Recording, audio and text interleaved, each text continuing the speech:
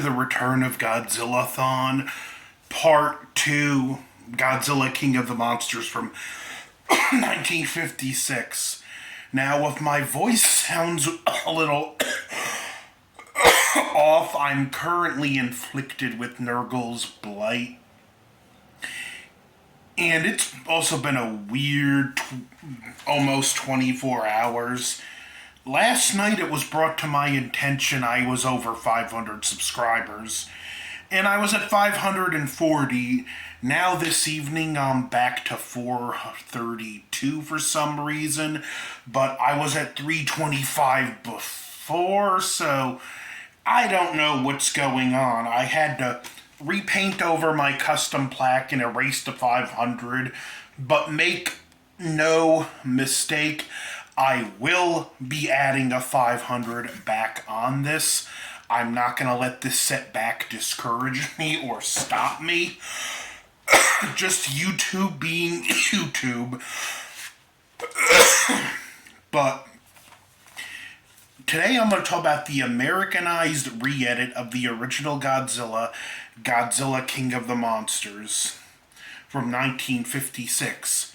An American producer got the rights to distribute and re-edit the film, and he inserted scenes with Raymond Burr. And I made a bold statement at the end of my last review, and I'm gonna keep with it on this one. This is the most important Godzilla movie. I know it's not the first, but much like with Final Fantasy, how Final Fantasy VII is arguably the most important Final Fantasy because it's the one that broke Final Fantasy into the mainstream and made it a smash hit in the West. Godzilla King of the Monsters from 1956 is what introduced the rest of the world to Godzilla. A lot of you around my age whose parents introduced them to Godzilla, the 1956 version would have been the first version our parents saw. So, again, yeah, it's a hugely important film, even if it has a lot of inferior changes and edits. But it does have one scene that I do feel is worded superior to how the Japanese version does it. I'll get to that. It's interesting, they filmed new scenes with Raymond Burr and sliced them into the movie, and you can tell looking at it because the quality of the picture kind of jumps back and forth. And you can tell they weren't filmed on the same quality film. There are some scenes where he's not poorly, mostly passable, especially for the time he's sliced into frames of the existing movie, and he's usually swapped out with the reporter character Hagiwara. There is one scene where we see him talking with Dr. Yamane, and he's clearly talking to a body double for Yamane. The hairstyle is the same, but the hair color doesn't quite match up, and because it's shot from behind, so we never see the actor's face, you can also tell by posture and body language it's not the same actor. And Raymond Burr, who plays Steve Martin, his character was put, at least shoehorned into the plot as well as can be expected. Being a reporter, it put him in a position to cover the story and be there. I think one of the worst changes in this version is when they did the exorcism scene. And in the Japanese version, I didn't talk about it in the last review because I was saving it for this one, that we go from the music of the exorcism to a shot of this fire and the sound of the wind coming in overcoming the music as the music goes away. And then the storm on Oto Island and Godzilla appears, where in this film we hear the wind cut in a tent where Raymond Burr is, and it just doesn't have the same effect. Another, like, change that's just to the film's detriment, and I know I sound like I'm being hard on this film, but I'm really not. We start off in the aftermath of Godzilla's death march through Tokyo, and it just kind of leaves the audience wondering what happened in it. The rest of the film, up to a certain point, is flashback. That being said, we know the destruction of Tokyo is gonna happen in this film, as well as we see some of the aftermath, like the kid with the radiation and the doctor shaking his head as he's not gonna make it, or the mother that died and the kid starts crying. To just see those off the bat when you're getting your bearings for the film, it does seriously negate the emotional impact of those scenes. Now, the one scene I do feel is done, well, should I say, at least it's worded better, is when they go to confront Serizawa about the oxygen destroyer, and he tells Ogata in this version something to the extent of, I have no guarantee a weapon such as I now have won't fall into the wrong hands.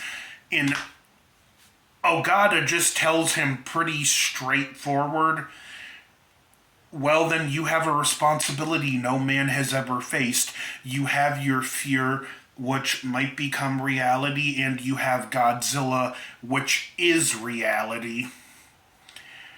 The ending, too, you get some more narration by Raymond Burr, where instead of it just a more quiet scene and we have Dr. Yamane giving his closing line, we get the line from Raymond Burr, the menace was gone, but so was a great man, but the whole world could wake up and live again.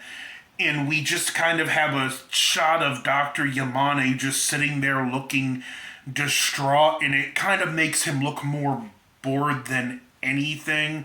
Again, if you're a Godzilla fan, see this. You owe it to yourself. This is an important film in Godzilla history. Being that Godzilla probably never would have left the shores of Japan if it wasn't for this movie. Another scene I do like where Raymond Burr was inserted in.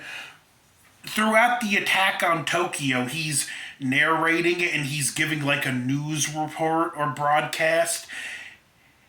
And much like the AVGN said in one of his videos, I did the same thing as a kid where I would record those segments and listen to them. It just felt like a radio broadcast from back in the day, and you're just listening to these things happen as they unfold.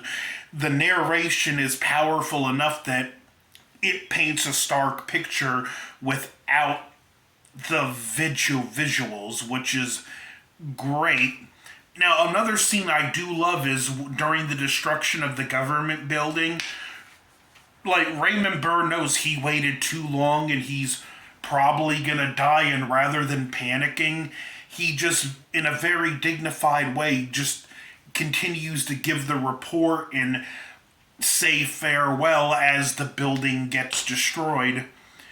This is a interesting specimen of a film, and it's something that would be done again in 1985 with the American re-edit of The Return of Godzilla. I'm gonna do this with that film in this review series. I might or might not do the American re-edit and the original Japanese version of King Kong vs. Godzilla. Flip a coin. I'm gonna do Godzilla Raids Again, the Japanese version. The American version I don't feel like sitting through again. So that's just gonna be the Japanese The Kong one, depending how I feel, maybe not. I just might do one video. In fact, that one I'm probably just going to do the Japanese version and talk about some of the differences of the American re-edit in the review. But this is the second part of Godzillathon. Godzilla King of the Monsters. Not on the same elite pedestal as the first movie, but still a worthwhile film to view. And if you're a Godzilla fan, come on, and you haven't watched it, come on, why haven't you watched it yet? Get back, review the older movies, because I know we have a new crop of fans that they tend to shun the older stuff and only want the newer stuff with the flashier special effects. If you're one of them, get out of that little comfort zone and go back to the beginning and experience this franchise for everything it's had to offer, good and bad, which is what I'm doing, because I'm even revisiting the Polygon trilogy, as much as I hate even saying that out loud. So, like, comment, subscribe, share the video. Over and out, because I'm on the march back to 500.